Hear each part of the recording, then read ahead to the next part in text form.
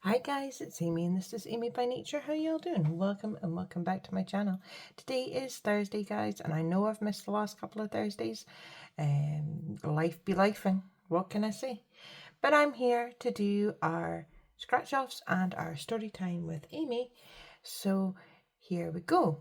So for our scratch offs today, we are going to be doing our no IOUs because I've checked it and it's looking a bit sorry for itself. So we've got 1, 2, 3, 4, 5, 6, 7, 8, 9, 10 for that. And we have got 2, 4, 6, 8, 10, 12, 14, 15, 16, 17, 18, 19, 20, 21, 22, 23, 24, 25 for our scratch offs. So we are going to begin with our no IOUs.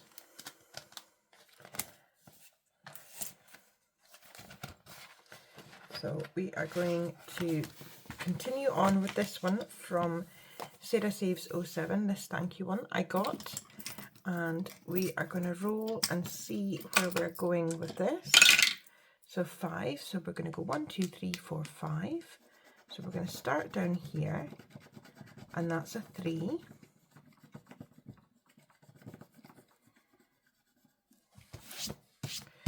And I've misplaced my Hoover again, so we'll just go with that. So we've got 3 for the first one. And then we've got 5 again, so we've got 1, 2, 3, 4, 5 up here, and that is a 1.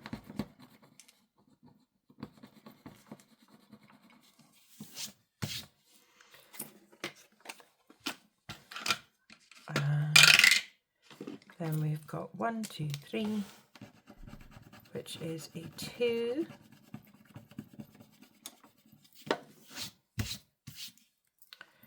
Let's get another 2, and then we're going to scratch off this last one here, and that is another 2. And we are shaking like nobody's business today, guys. So there is another 2. So in total, we are putting 1, 2, 3, 4, 5, 6, 7, 8 in, and we'll save that other, we'll put that 2 towards our scratch offs. And in our no IOUs, we now have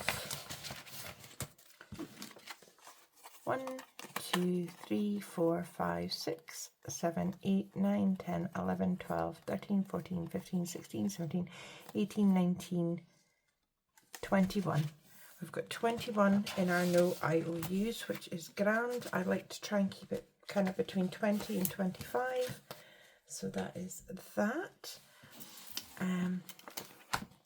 So we are starting today on this one here, where our little bookmark is. And this one is from Sarah Saves 07. And we've got 2 more, so let us 1, 2, 3, 4, 5. We're going to scratch off here, and this is a 5 for this one here. This cool little skeleton guy. So let's get 2, 4, and 5 for this one. This one is a save 40, and in total we now have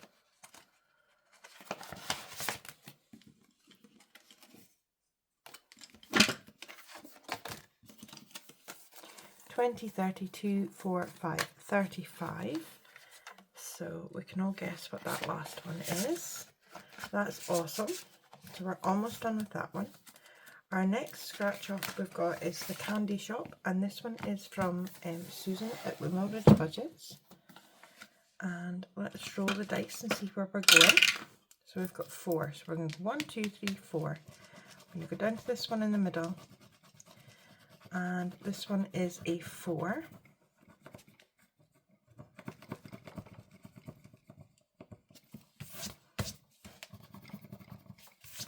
So let's get 4 for this one, 2 and 4. This one is a save 65. And in total we now have 20, 42, 4 and 5, 45. So we're well on our way to being finished with that one. Our next one that we've got here is one of mine. This is our Highland Cow summer one. And this one is getting 5 today. So we're going to go 1, 2, 3, 4, 5 for this. And it is 5 that we will be saving. That is the number of choice today. So we've got 2, 4 and 5. And in total, we now have 2, 4, 6, 7, 8 in our Summer Highland Cows challenge. So let's put that back there just now. Next, we have got this happy birthday one. This one is from Save with Judy.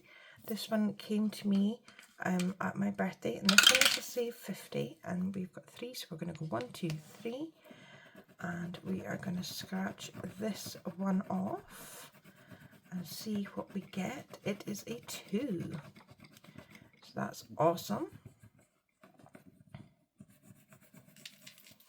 Let's see what we've got in total now. This one is a Save 50, and with our 2 we now have 10, 20, 30, 35, 37. So we are very close on this one also. And then we've got this one from Eva at Budget Your Life. This is a Save 34. And this is, I got so much procrastinating done today. And I have actually managed to get my July Ko-Fi member monthly freebies done. So I'm very excited about that. So we're going to go 6. 1, 2, 3, 4, 5, 6. Yeah, so I'm really excited I've got that done. So I might give you a wee sneaky peek before we do our story time. But yeah, it's what my Ko-Fi members get. 1, 2, 3 every month. I've done a little extra this month for them because we're you know heading into, well, we're halfway through the year, but I decided I would make July a little bit bigger. So in this one here we've got 10, 11, 12, 13.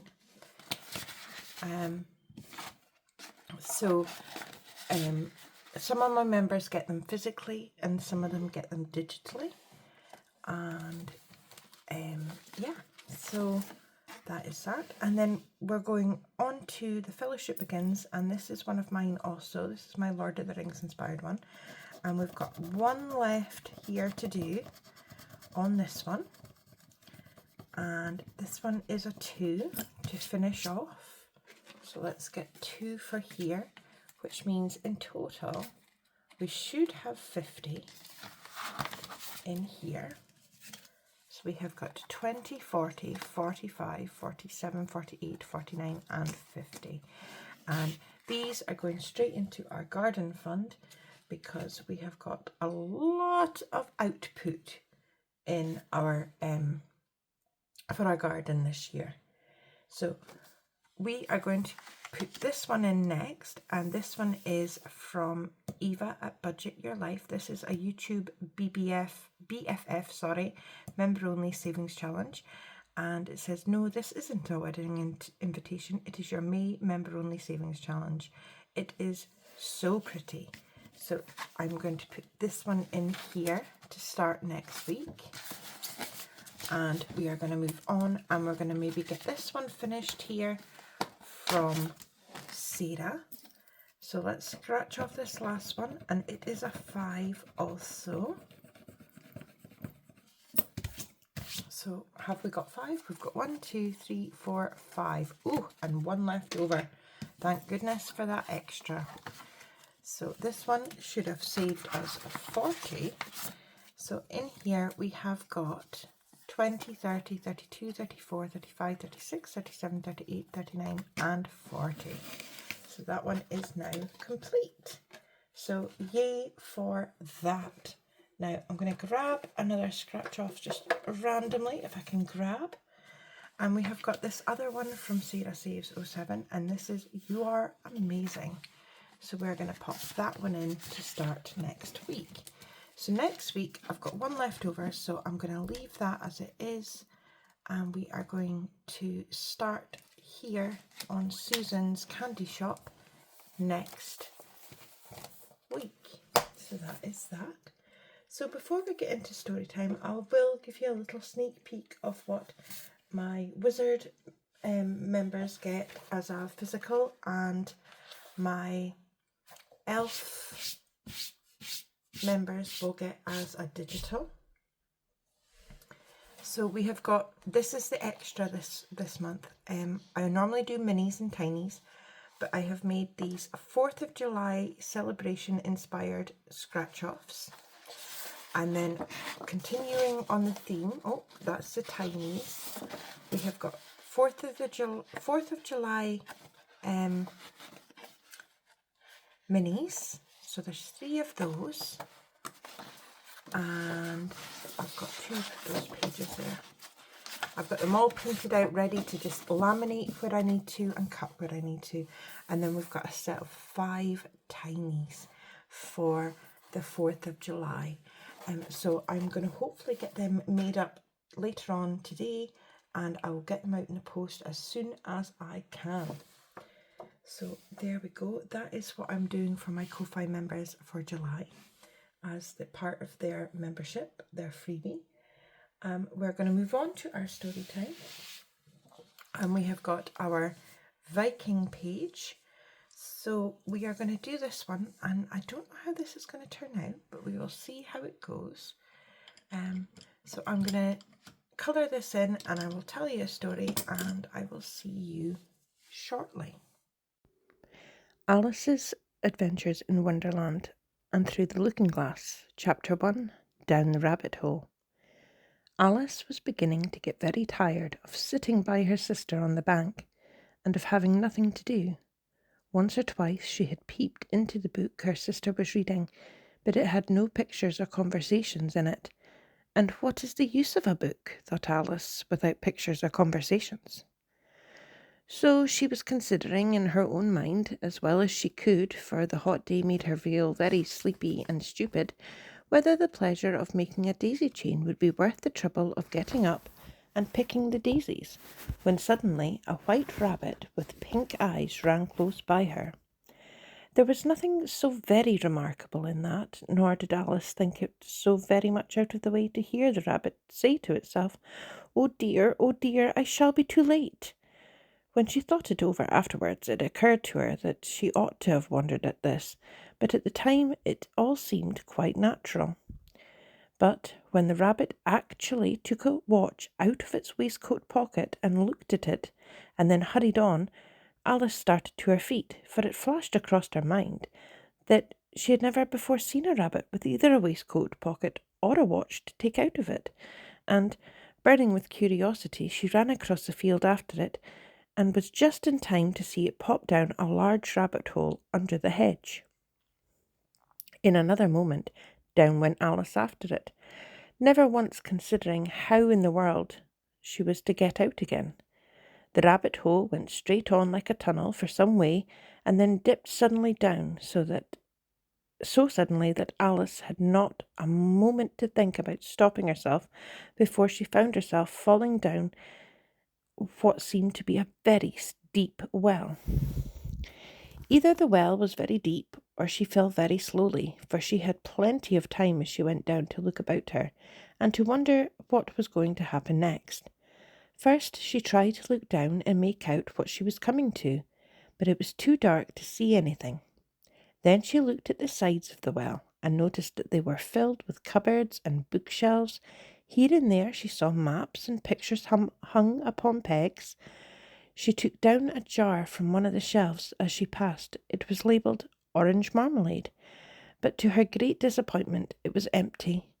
She did not like to drop the jar for fear of killing somebody underneath, so managed to put it onto one of the cupboards as she fell past it. Well, thought Alice to herself, after such a fall as this, I shall think nothing of tumbling downstairs. How brave they'll all think me at home.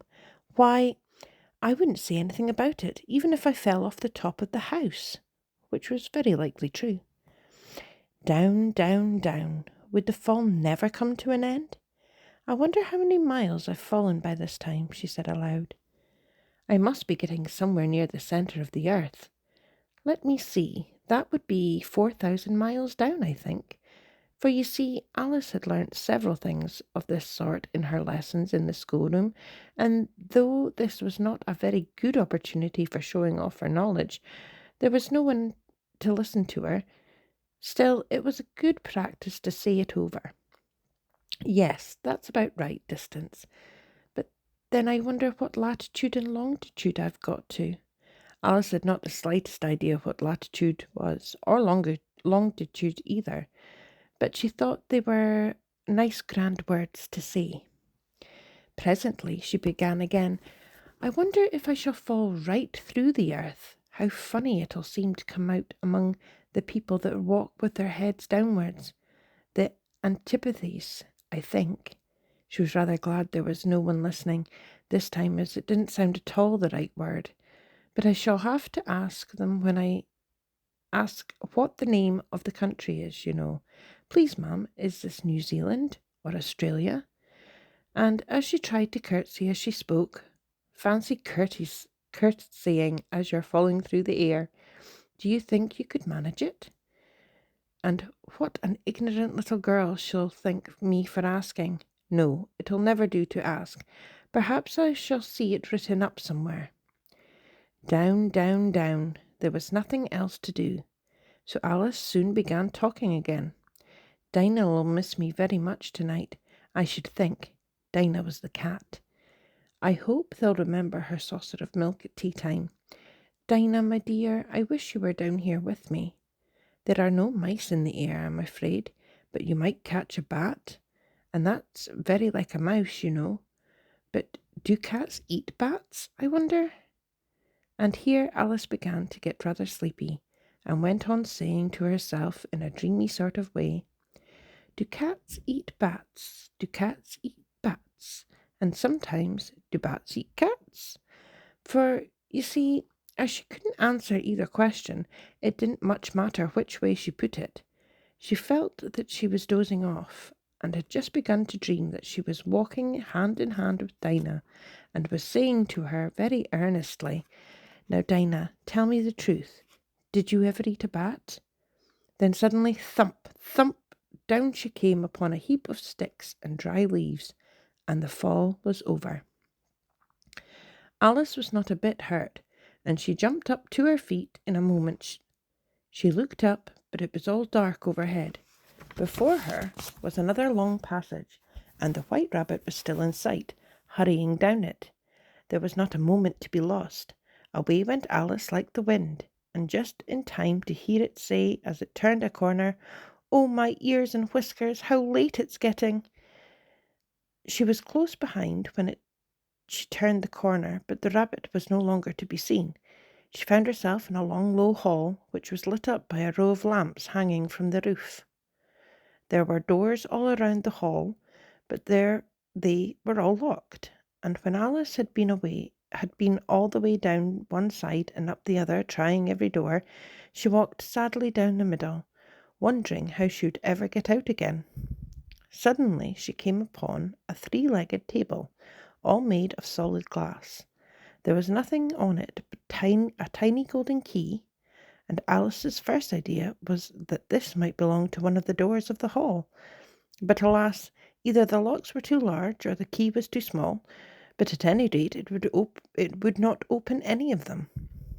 However, on the second time round, she came upon a low curtain that she had not noticed before, and behind it was a little door about 15 inches high. She tried the little golden key in the lock, and to her great delight it fitted. Alice opened the door and found that it led to a small passage, not much larger than a rat hole. She knelt down and looked along the passage into the loveliest garden you ever saw.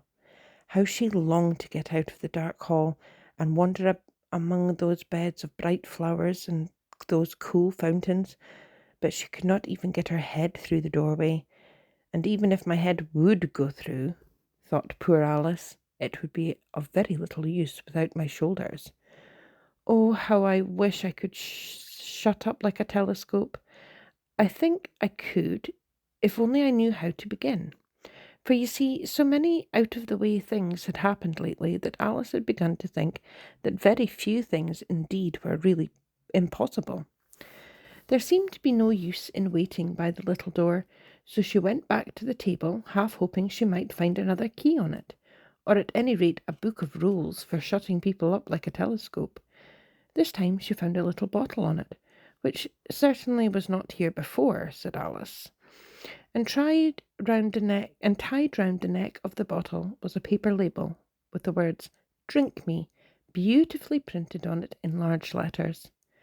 It was all very well to say "drink me," but the wise little Alice was not going to do that in a hurry. "No, I'll look first," she said, "and see whether it's marked poison or not." For she had read several nice little stories about children who had got burnt and eaten up by wild beasts and other unpleasant things, all because they would not remember the simple rules their friends had taught them, such as that a red-hot poker will burn you if you hold it too long, and that if you cut your finger very deeply with a knife, it usually bleeds. And she had never forgotten that if you drink much from a bottle marked poison, it is almost certain to disagree with you sooner or later. However, this bottle was not marked poison, so Alice ventured to taste it, and finding it very nice, it had, in fact, a sort of mixed flavour of cherry tart, custard, pineapple, roast turkey, toffee, and hot buttered toast. She very soon finished it off. "What a curious feeling," said Alice. "I must be shutting up like a telescope." And so it was indeed. She was now only 10 inches high, and her face brightened up at the thought that she was now the right size for going through the little door into that lovely garden. First, however, she waited for a few minutes to see if she was going to shrink any further. She felt a little nervous about this, for it might end, you know, said Alice to herself, in my going out altogether, like a candle. I wonder what I should be like then. And she tried to fancy what the flame of a candle looks like after the candle is blown out, for she could not remember ever having seen such a thing. After a while, finding that nothing more happened, she decided on going into the garden at once. But alas, for poor Alice, when she got to the door, she found that she had forgotten the little golden key, and when she went back to the table for it, she found she could not possibly reach it. She could see it quite plainly through the glass, and she tried her best to climb up one of the legs of the table, but it was too slippery, and when she tired herself out with trying, the poor little thing sat down and cried. "Come, there's no use in crying like that," said Alice to herself rather sharply. "I advise you to leave off this minute." She generally gave herself a very good advice, though she very seldom followed it, and sometimes she scolded herself so severely as to bring tears to her eyes, and once she remembered trying to box her own ears for having cheated herself in a game of croquet. She was playing against herself, for this curious child was very fond of pretending to be two people. But it's no use now, thought poor Alice, to pretend to be two people. Why, there's hardly enough of me to make one respectable person. Soon her eye fell on a little glass box that was lying under the table. She opened it and found a very small cake, on which the words "Eat me" were beautifully marked in currants. "Well, I'll eat it," said Alice, "and if it makes me grow larger, I can reach the key, and if it makes me grow smaller, I can creep under the door. So either way, I'll get into that garden, and I don't care which happens."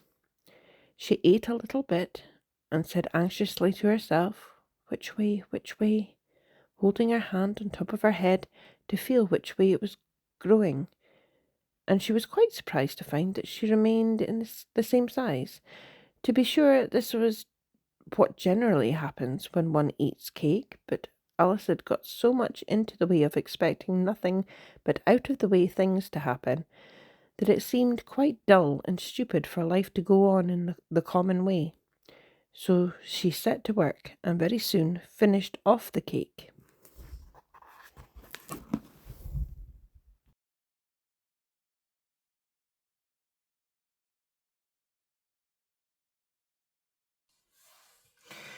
Okay guys, that is our picture complete, and I hope you have enjoyed the story today. Please like, comment, subscribe and share, and until I see you again guys, take care. Bye.